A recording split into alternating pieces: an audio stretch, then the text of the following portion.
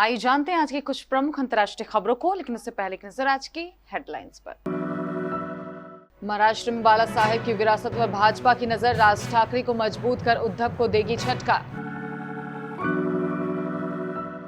देश भर में हिंसा और 2023 में बड़े आतंकी हमले के साजिश, पटना से गिरफ्तार पीएफआई के स्लीपर सेल से कई खुलासे। आरएसएस से दलितों को दूर करने की साजिश, यासिन मलिक था किडनैपर, रूबिया सईद ने पहचाना। सुप्रीम कोर्ट के जस्टिस यूयू ललित ने कहा, बच्चे 7 बजे स्कूल जा सकते हैं तो जज 9 बजे कोर्ट क्यों नहीं आ सकते। कारोबारी ने अपलोड की नूपुर शर्मा की फोटो, मेरी जान से मारने की धमकी, एक महिला सहित 3 पकड़े गए। राष्ट्रपति उम्मीदवार यशवंत सिन्हा का छलका दर्द, बोले नीतीश कुमार ने मेरा फोन तक नहीं उठाया, बिहार से तो मदद की उम्मीद। कोरोना की नई लहरों के लिए तैयार रहना चाहिए, डब्ल्यूएचओ साइंटिस्ट की दुनिया को चेतावनी। सोना हुआ सस्ता, चांदी के दाम में भी भारी गिरावट। बधाई 2 से कम रही राजकुमार की फिल्म की ओपनिंग, 9वीं फ्लॉप का इशारा। और कोहली के सवाल पर भड़के रोहित शर्मा, भारतीय कप्तान ने कहा, मुझे समझ नहीं आ रहा इस पर इतनी चर्चा क्यों, बटलर बचाव में आए।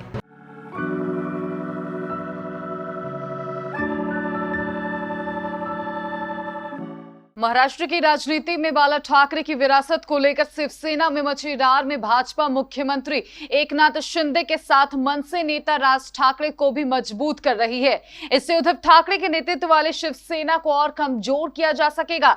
साथ ही राज ठाकरे के जरिए बाला ठाकरे की विरासत को भी उद्धव के हाथ से निकाला जा सकता है। मुंबई में उप मुख्यमंत्री और भाजपा नेता देवेंद्र फडणवीस की राज ठाकरे से मुलाकात को लेकर तमाम तरह की अटकलें लग रही थी। इसमें उनके बेटे अमित ठाकरे को मंत्री बनाने का भी कयास रहा। हालांकि राज ठाकरे ने खुद ही इसे नकार दिया। बिहार की राजधानी पटना के फुलवारी शरीफ से देश में हिंसा और नफरत फैलाने की रची गई बड़ी साजिश का खुलासा हुआ है। पॉपुलर फ्रंट ऑफ इंडिया दफ्तर पर छापेमारी के 3 दिन बाद पुलिस ने मुनीर कॉलोनी से स्लीपर सेल के रूप में रह रहे मरगूब अहमद दानिश उर्फ ताहिर को गिरफ्तार किया है। संदिग्ध आतंकी मुनीर राय गया जिले के बीथो शरीफ का रहने वाला है। उसके तार पाकिस्तान और बांग्लादेश से जुड़े हैं। वो व्हाट्सएप ग्रुप के जरिए पाकिस्तान, बांग्लादेश और अन्य इस्लामिक देशों से नेटवर्क चला रहा था। पीएफआई से जुड़े 3 संदिग्ध आतंकियों की गिरफ्तारी के बाद चौथे की फुलवारी से गिरफ्तारी से पुलिस महकमे के साथ ही जांच एजेंसियों में हड़कंप मच गया है। साल 2023 में थी देश में बड़ी घटना को अंजाम देने की साजिश। एटीएस के साथ मिलकर पुलिस इस साजिश का पर्दाफाश करने में जुटी है। गुप्त मैसेज को डिकोड किया जा रहा है। 8 दिसंबर 1989 को श्रीनगर में रूबिया सईद को अगवा कर लिया गया था। रूबिया उस वक्त के केंद्रीय गृह मंत्री मुफ्ती मोहम्मद शहीद की बेटी थी। उसे छुड़ाने के लिए सरकार को जम्मू कश्मीर लिबरेशन फ्रंट के 5 आतंकी छोड़ने पड़े थे। रूबिया शुक्रवार को पहली बार कोर्ट में पेश हुई और बताया कि उनका किडनैप अलगाववादी नेता यासिन मलिक ने किया था। उधर पटना में पकड़े गए टेरर मॉड्यूल के सदस्यों ने खुलासा किया है कि वे इस मिशन पर काम कर रहे थी कि 2047 तक मुस्लिम समुदाय के पास राजनीतिक सत्ता हो। इसके लिए वे आरएसएस के दलितों और ओबीसी को दूर करना चाहते थे। अगर बच्चे सुबह 7 बजे स्कूल जा सकते हैं तो जज और वकील 9 बजे से अपना काम क्यों नहीं शुरू कर सकते। यह टिप्पणी की है सुप्रीम कोर्ट के न्यायाधीश यूयू ललित ने। उन्होंने ये टिप्पणी शुक्रवार को सुप्रीम कोर्ट में समय से पहले सुनवाई शुरू करने के बाद की। सुप्रीम कोर्ट की बेंच 10:30 बजे असेंबल होती है और उसके बाद मामलों की सुनवाई शुरू होती है, जो 4 बजे तक चलती है। इसी दौरान 1 से 2 बजे के दौरान लंच ब्रेक रहता है। हालांकि इस प्रैक्टिस के उलट जस्टिस ललित ने शुक्रवार को 9:30 बजे केस की सुनवाई शुरू कर दी। उनकी बेंच में जस्टिस एस रविंद्र भट्ट और सुधांशु धुलिया भी हैं।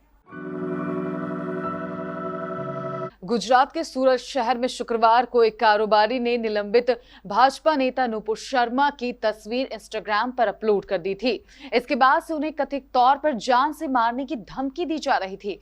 पुलिस ने इस सिलसिले में 3 आरोपियों को गिरफ्तार किया है। एक अधिकारी ने कहा कि शिकायतकर्ता मनोरंजन पार्क चलाता है। उसने अपने पार्क के इंस्टाग्राम पेज पर नुपुर शर्मा की तस्वीर अपलोड की थी। इसके बाद कथित तौर पर 7 लोगों ने उन्हें जान से मारने की धमकी दी थी।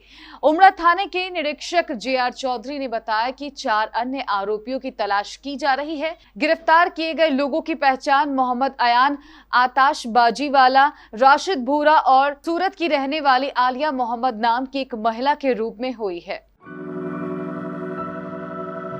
विपक्ष के राष्ट्रपति उम्मीदवार यशवंत सिन्हा ने कहा कि बिहार के मुख्यमंत्री नीतीश कुमार को कई बार फोन किया, लेकिन उन्होंने कॉल तक नहीं उठाया। राष्ट्रपति चुनाव में अपने लिए विभिन्न दलों से समर्थन मांगने बिहार पहुंचे यशवंत सिन्हा ने शुक्रवार को पटना में मीडिया से बातचीत में यह बात कही। उन्होंने कहा कि बिहार के हैं, इसलिए राज्य से समर्थन के हकदार हैं। बिहार को तो उनकी मदद करनी ही चाहिए। राष्ट्रपति चुनाव 2022 के लिए 18 जुलाई को वोटिंग होनी है। कोरोना वायरस के ज्यादा संक्रामक स्वरूप से उभरने, प्रतिरक्षा को भेदने और अस्पताल में भर्ती होने की बढ़ती दर को लेकर चिंताओं के बीच विश्व स्वास्थ्य संगठन की मुख्य वैज्ञानिक सौम्या स्वामीनाथन ने आगाह किया है कि कोविड-19 की नई लहरों के लिए तैयार रहना चाहिए। ऐसे साक्ष्य लगातार मिल रहे हैं कि ओमिक्रॉन के सब वेरिएंट BA.4 और BA.5 टीका ले चुके लोगों को भी संक्रमित कर रहे हैं। स्वामीनाथन ने गुरुवार को ट्वीट किया, हमें कोविड-19 की नई लहरों के लिए तैयार रहना चाहिए। वायरस का प्रत्येक वेरिएंट और संक्रामक तथा प्रतिरक्षा को भेदने वाला होगा। ज्यादा लोगों के संक्रमित होने से बीमारों और अस्पतालों में भर्ती मरीजों की संख्या बढ़ेगी। सभी देश के पास आंकड़ों के आधार पर उभरते हालात से निपटने की योजना होनी चाहिए। भारतीय सराफा बाजार में शनिवार, रविवार और पब्लिक हॉलिडे छोड़कर हर रोज सोने चांदी का दाम जारी किया जाता है। इसी कड़ी में कल शुक्रवार को भी सोने चांदी के दाम जारी किए गए।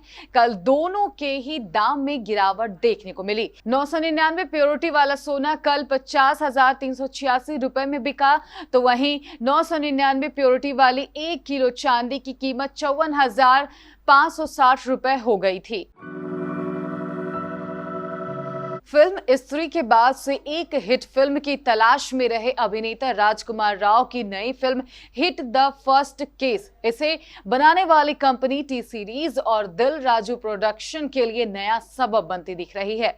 दक्षिण भारत की हिट फिल्मों के रीमेक में बढ़ती जा रही हिंदी फिल्म दर्शकों की अरुचि का ये फिल्म लिटमस टेस्ट साबित हो सकती है। हाल ही में दोनों में दक्षिण भारतीय फिल्मों की हिंदी में बनी रीमेक फिल्में लगातार फ्लॉप हो रही हैं। शाहिद कपूर की फिल्म जर्सी और शिल्पा शेट्टी की फिल्म निकम्मा के बाद राजकुमार राव की film hit the first case की उम्मीद से कम की ओपनिंग की चर्चा हिंदी फिल्म जगत में शुक्रवार दोपहर से होती रही। अगर ये फिल्म नहीं चली तो ये राजकुमार राव की लगातार 9वीं फ्लॉप फिल्म होगी।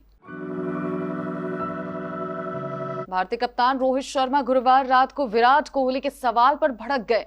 दूसरी ओर इंग्लैंड के विकेटकीपर बल्लेबाज जोस बटलर ने कोहली का बचाव किया है। ये दोनों दूसरे वनडे के बाद पोस्ट मैच कॉन्फ्रेंस में मीडिया से चर्चा कर रहे थे। जब रोहित शर्मा से विराट के फॉर्म को लेकर सवाल किया गया तो वे भड़क गए।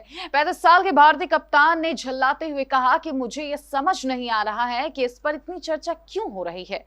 कोहली ने बहुत सारे मैच खेले हैं, वे बीते कई साल से खेल रहे हैं और वे सचमुच महान बल्लेबाज हैं, तो उन्हें किसी तरह के आश्वासन की जरूरत नहीं है। मैंने पिछली बार इस बात पर चर्चा की थी, फॉर्म ऊपर नीचे होती है, यह किसी भी क्रिकेटर के करियर का हिस्सा है। उन्हें बस 1 या 2 अच्छी पारियों की जरूरत है।